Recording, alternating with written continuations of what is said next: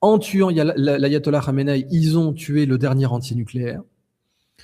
Trump a cru qu'il pourrait contrôler cette guerre parce qu'il avait le succès de la guerre des 12 jours, mais malheureusement, il ne peut pas. Et le pire, c'est que c'est Netanyahou lui-même qui l'en empêche. Parce que Netanyahou, ça fait 31 ans qu'il dit que l'Iran était à quelques semaines de la bombe. Donc là, et d'ailleurs c'est ce que Marco Rubio a dit en conférence de presse, il l'a dit avec beaucoup de diplomatie parce que c'est le chef de la diplomatie américaine, mais Marco Rubio a clairement dit, en fait c'est Israël qui nous a forcé la main sur ce coup-là, et par Israël ils entendent Benjamin Netanyahou. La Turquie ne va pas mener la guerre à l'Iran, elle l'a très clairement fait savoir. En plus, la Turquie, sa frontière avec l'Iran est stable depuis 1683, d'accord ? La frontière avec l'Iran et entre la Turquie et l'Iran est plus stable que les frontières de la France. Je veux dire, Nice n'était pas en France, Nice, Strasbourg et Lille n'étaient pas en France que la frontière entre la Turquie et l'Iran était déjà stabilisée. Ces gens-là, certains de ces gens-là, en tout cas, veulent une troisième guerre mondiale. Ouais, une vraie troisième guerre mondiale avec un effondrement de l'Empire américain, pas de problème, c'est le but. Et de ce point de vue-là, ils sont en train de gagner. Parce que là, alors la meilleure chose que Trump pourrait faire, et c'est clairement dans son intérêt, c'est de trouver une raison de faire la paix et de déclarer la victoire. Le problème, c'est que autant pendant la guerre des 12 jours, l'Iran était amenable, était considéré comme acceptable de permettre aux Américains de déclarer la victoire. Pendant la guerre des 12 jours, donc la guerre des 12 jours, qu'est-ce que c'est ? C'est vraiment ça. C'est pour ça qu'il y avait une vraie possibilité de guerre spectacle, de guerre performative. La guerre des 12 jours était une guerre performative. Elle n'a pas commencé de façon performative. Elle a commencé par les conneries de Netanyahou, mais elle a fini de façon performative. Et alors c'est magnifique parce que 12 jours, ça veut dire que c'est la guerre des 6 jours 2.0. Et la guerre des 6 jours n'était pas une guerre performative. La guerre des 6 jours était une vraie guerre qui a été une victoire totale pour l'État d'Israël. Donc, appeler la guerre de juin la guerre des 12 jours, ça permettait de dire, oui, voilà, c'est la guerre des 6 jours 2.0, c'est la guerre des 6 jours x2, donc c'est une victoire. Ça, les Iraniens étaient OK pour le faire. Mais ils ne le sont plus. Donc maintenant, si Trump voulait une porte de sortie, il faudrait qu'il ait des moyens de pression. C'est sa fameuse réplique à Zelensky, « You don't have the cards ». Trump n'a pas les cartes. C'est quoi ces cartes aujourd'hui quand la base de Bahreïn est détruite ? Quand les ports sont détruits, c'est quoi ces cartes ? Il n'a pas de cartes. Et le problème, c'est que l'Iran le sait parfaitement, et si elle avait le moindre doute, elle a la Chine pour le lui dire une deuxième fois, et elle a la Russie pour le lui dire une troisième fois. Les cartes de Trump, c'est qu'il n'a aucun contingent pour débarquer en Iran. Voilà, on va commencer par là. Et puis après, c'est le moment de rappeler la légendaire carte du relief iranien que tout le monde aurait dû réviser. Vous ne verrez pas Bernard-Henri Lévy vous en parler sur les chaînes de télévision. Mais le relief iranien, ça ressemble à ça. Et là, ça vous explique pourquoi les Romains, en fait, ils n'ont jamais occupé l'Iran. C'est tout con, le premier empire mondial avec la Chine à l'époque, qui a unifié la Méditerranée, qui a démonté absolument tout le monde. Ils ont été capables de mettre à sac la capitale des Parthes, Ctésiphon. Ils ont récupéré des aigles, une partie par corruption, des aigles impériales. Aigle, ça se dit au féminin quand c'est une aigle, quand c'est une bannière. Ils ont récupéré des aigles qui avaient été pris par les Parthes, moitié par corruption, moitié par bottage de cul. Je crois que c'était Trajan, si je me gourre pas. Mettez-moi dans les commentaires si c'était Trajan. Mais ils n'ont jamais occupé ça. En fait, même les Mongols n'ont pas pu contrôler ça. C'est-à-dire, si, les Mongols, ils ont contrôlé cet espace géographique, oui, mais pas les montagnes. Alamut, la fameuse forteresse des assassins, les Mongols, ils la contrôlaient pas. Et là, aujourd'hui, c'est x10 par rapport aux assassins. C'est x10 par rapport aux vieux sous la montagne. C'est x10 par rapport à cette époque des croisades et des Mongols. Et les Mongols aussi, ils n'ont jamais tenu l'Afghanistan non plus. Or là, ce que vous voyez, c'est l'Afghanistan sous stéroïdes. C'est-à-dire l'Afghanistan, ils n'avaient pas d'infrastructure très, très élaborée, décentralisée. Là, les Iraniens ont mis en place leur système en mosaïque, avec des régions militaires indépendantes, autonomes, et ces régions militaires autonomes qui peuvent donc opérer indépendamment les unes des autres et qui ne peuvent pas être décapitées. J'ai vu un commentaire passer qui me dit « Mais vous êtes au courant que les bases militaires américaines peuvent être construites en 6 mois ?» Oui, en temps de paix, pas en temps de guerre, pas sous les missiles iraniens. Ah oui, vous pouvez reconstruire des bases, il n'y a pas de problème, hein, ça coûte énormément d'argent. Puis alors, c'est pas sûr que les puissances vous y autorisent, parce qu'il y a ça aussi. Hein, c'est pas du territoire américain, tout ça. Hein, c'est du territoire d'alliés. Or, Dubaï, là, qui vient d'être ratiboisé en termes de réputation, Dubaï, ils sont pas prêts d'accueillir les Américains à nouveau, croyez-moi bien. Bon, le Qatar non plus. Parce que Dubaï, tout fonctionnait sur les influenceurs, sur etc. Regardez-les, ces pauvres garçons en PLS. Et la réputation de Dubaï, elle est cuite. Elle est cuite. Là, le Waldorf Astoria du Palm Jumeirah, la chambre est à 900 balles la nuit normalement. Là, elle est à 100. D'accord ? Les gens, ils vous donnent la chambre. C'est-à-dire que la chambre du Waldorf Astoria Palm Jumeirah, elle est moins chère qu'un Ibis à Paris. Voilà la situation. Donc, oui, je veux bien que les Américains ils puissent construire une base en 6 mois, mais en temps de paix. Et puis déjà, est-ce qu'ils seront encore là dans 6 mois pour faire la guerre à l'Iran ? La question se pose. Alors, vous me direz, Alexandre le Grand a envahi l'Iran et l'Afghanistan. Oui, comme les Mongols, mais il ne les a pas tenus. Parce qu'en fait, Alexandre le Grand, pour tenir la Perse, il avait besoin d'être le nouveau Shah. Et le problème, c'est que les armées macédoniennes et grecques, parce qu'il avait des alliés grecs aussi, ne voulaient pas se prosterner devant lui et ne voulaient pas lui reconnaître la stature de Shah. Alexandre le Grand faisait pas ça uniquement pour son ego. Bon, bien sûr, il avait un ego aussi.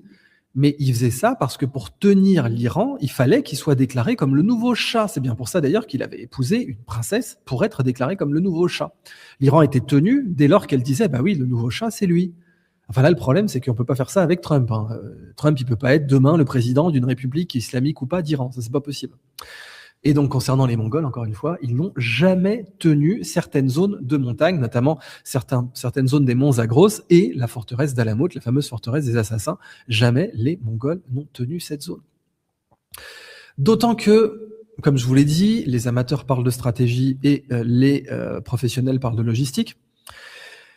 L'Afghanistan, déjà, c'était un cauchemar logistique parce que l'Afghanistan n'a pas accès à la mer. Et donc, il fallait passer par la passe de Khyber par le Pakistan, qui a toujours joué un double jeu. Le Pakistan est à la fois un allié de la Chine et des États-Unis, donc c'est forcément compliqué. Bon. Et l'avantage de l'Afghanistan, c'est que c'était pas une guerre de haute intensité, c'était de la guérilla. Alors, dans une guerre de haute intensité, vous ne devez pas remplacer vos missiles tous les jours. Dans une guerre de haute intensité, vous ne tirez pas la totalité de votre stock de Tomahawk en une semaine. Et le problème, c'est qu'aujourd'hui, dans l'état actuel de la productivité industrielle américaine, il faut 1 an pour refaire les stocks de Tomahawk. 1 an. Alors que les Iraniens, ils vous sortent 100 missiles par mois.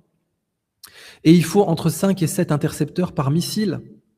Et un seul intercepteur coûte entre 5 et 10 fois plus cher qu'un seul missile iranien, tout confondu. Vous prenez qu'un seul vecteur iranien, même au-delà des missiles.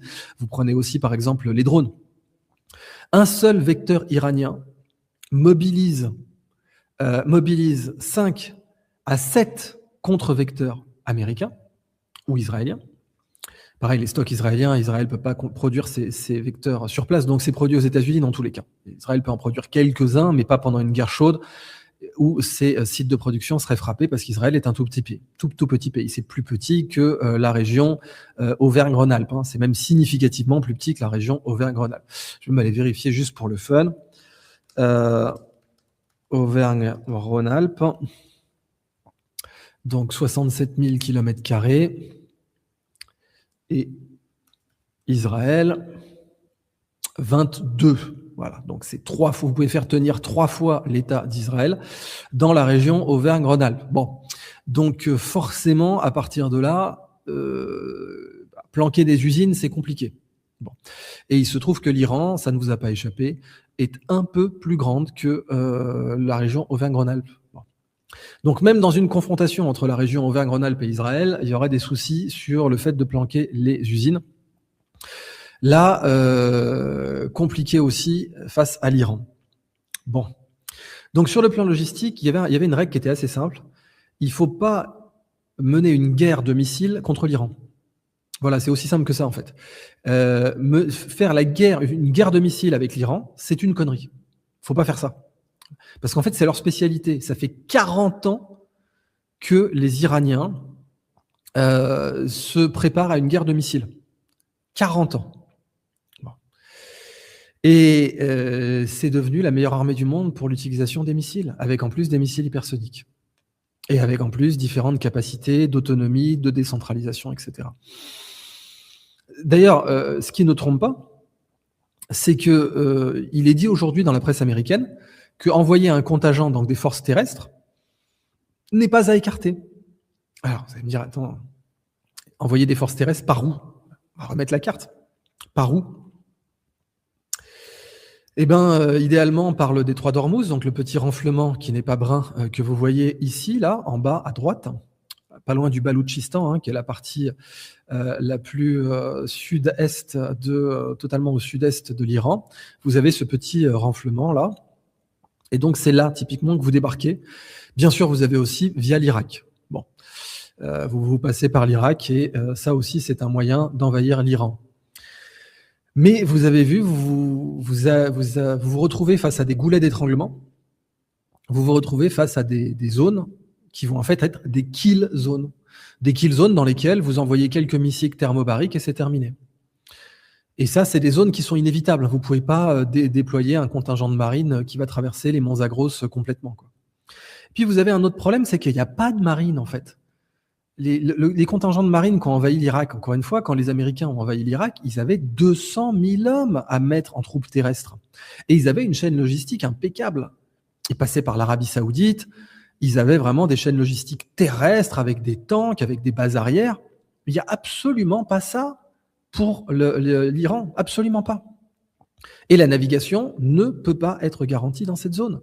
Toutes les frégates lance-missiles qui sont censées protéger, par exemple, un groupe aéronaval, elles doivent remonter aujourd'hui, là, à l'heure où on parle, et la guerre n'est même pas rentrée dans sa phase la plus chaude, elles doivent déjà remonter à Diego Garcia pour se ravitailler. Donc c'est la catastrophe totale. Et mettre des troupes au sol dans une guerre qui est déjà plus impopulaire que la guerre au Vietnam, elle est déjà aujourd'hui à 27% d'opinion favorable, alors que la guerre au Vietnam était à 29 en 75, bon bah désolé, c'est aussi simple que ça. Ça ne peut pas être gagné. Donc le coup des troupes au sol pour les Iraniens, c'est du bluff. C'est du bluff total. Et attendez encore que les Russes et les Chinois aident davantage l'Iran. Parce que là, pour l'instant, les Russes et les Chinois se maintiennent en retrait, ils partagent du renseignement, ils ont partagé de la logistique, mais ils n'ont pas mis tous leurs moyens au service de l'Iran, comme par exemple l'OTAN a mis tous ses moyens au service de l'Ukraine. Or là, ça serait l'Ukraine de Donald Trump. Une Ukraine qu'elle ne peut pas gagner. La Russie peut gagner en Ukraine parce que la logistique. C'est même l'Ukraine qui ne peut pas gagner sur le long terme parce que la logistique, les armes sont fabriquées aux États-Unis, il faut les envoyer des États-Unis jusqu'à l'Ukraine. Les armes ne sont pas fabriquées en Europe. Les pauvres AMX-10 RC, c'est pas ça qui gagne la guerre en Ukraine. Les Russes, eux, sont directement en contact avec leurs lignes logistiques et ils les ont renforcées, notamment avec le pont de Kerch. Les Américains, pour l'Iran, ils n'ont pas de frontière avec l'Iran, à ma connaissance, alors que les Russes ont une frontière avec le Donbass. Donc les troupes au sol, littéralement, aucune chance. Aucune chance. Bon. Voilà quelques trucs dont je devais vous parler ce soir. Alors, donc d'une part, Trump pouvait gagner du temps en faisant léviter les marchés financiers, mais ça c'est terminé. En tuant l'ayatollah Khamenei, ils ont tué le dernier rentier nucléaire. Trump a cru qu'il pourrait contrôler cette guerre parce qu'il avait le succès de la guerre des 12 jours, mais malheureusement, il ne peut pas. Et le pire, c'est que c'est Netanyahou lui-même qui l'en empêche. Parce que Netanyahou, ça fait 31 ans qu'il dit que l'Iran était à quelques semaines de la bombe.